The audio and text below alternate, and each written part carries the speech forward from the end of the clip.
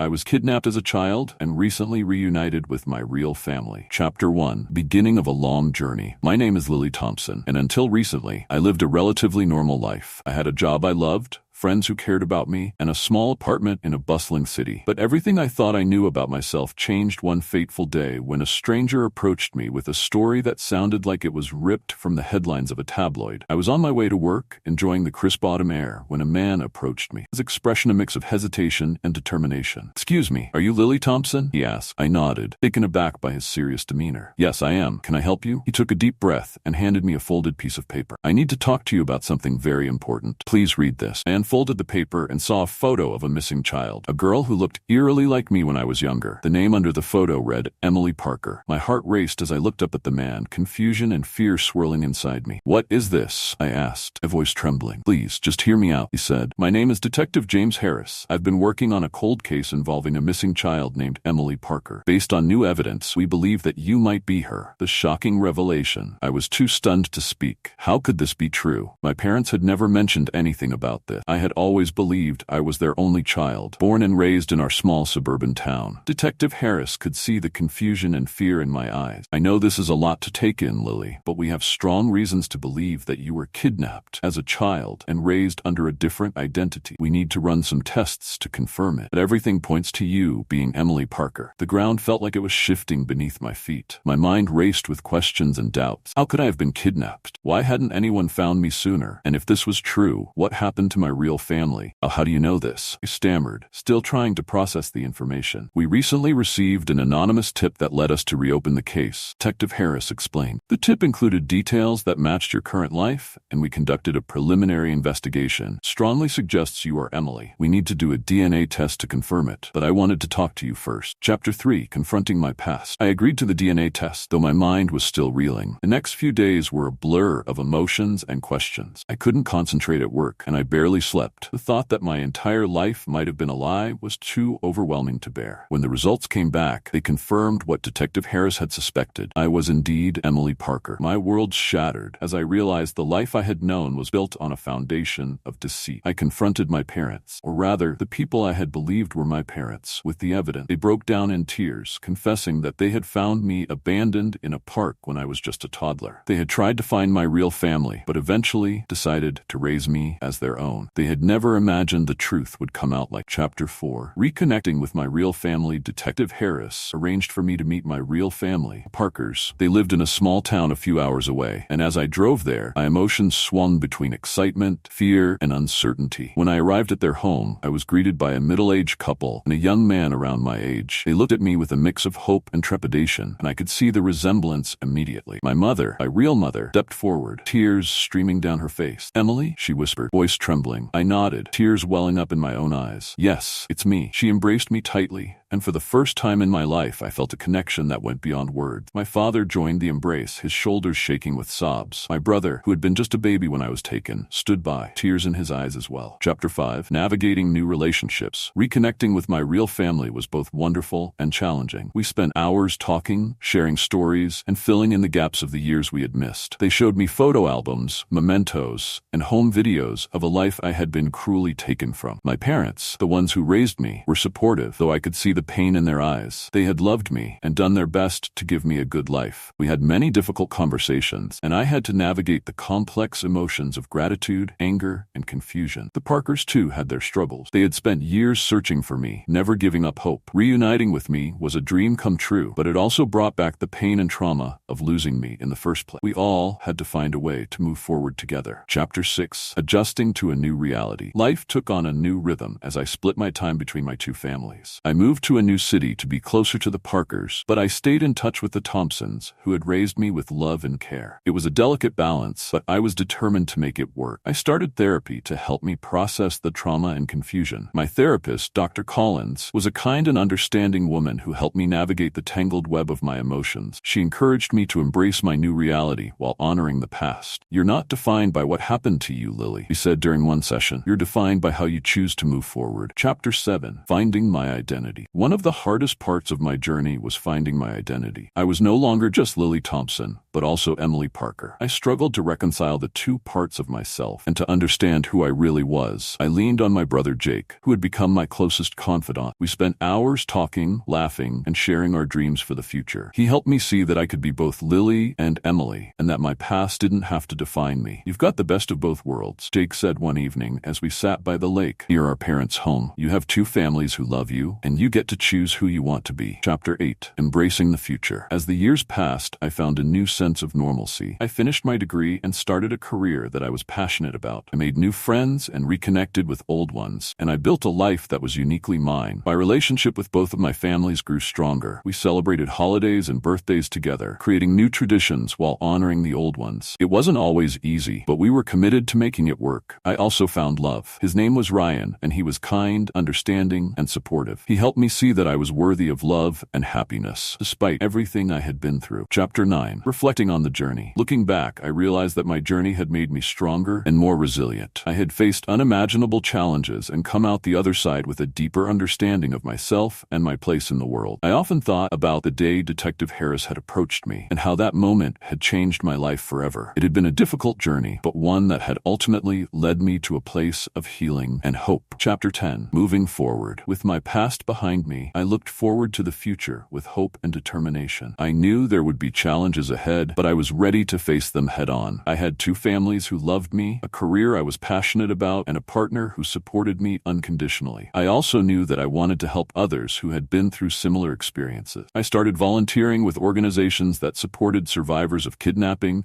and family reunification, sharing my story and offering hope to those who were still searching for their loved one. Chapter 11. A new beginning. One sunny afternoon, as I sat with both of my families in the park, watching the children play and listening to the laughter that filled the air, I felt a sense of peace and contentment that I had never known before. We had come a long way from that rainy day when my life had been turned upside down. We had faced our fears, healed our wounds, and built a new future together. And in that moment, I knew that we were exactly where we were meant to be. Chapter 12. Family United. As the years went by, our bonds grew stronger. We celebrated milestones and achievements, supported each other through hardships, and cherished the moments of joy and togetherness. Parkers and the Thompsons had become one big blended family, united by love and resilience. I often thought about the journey that had brought us to this point. It hadn't been easy, but it had been worth it. We had all grown and learned so much from each other, and our love had only deepened with time.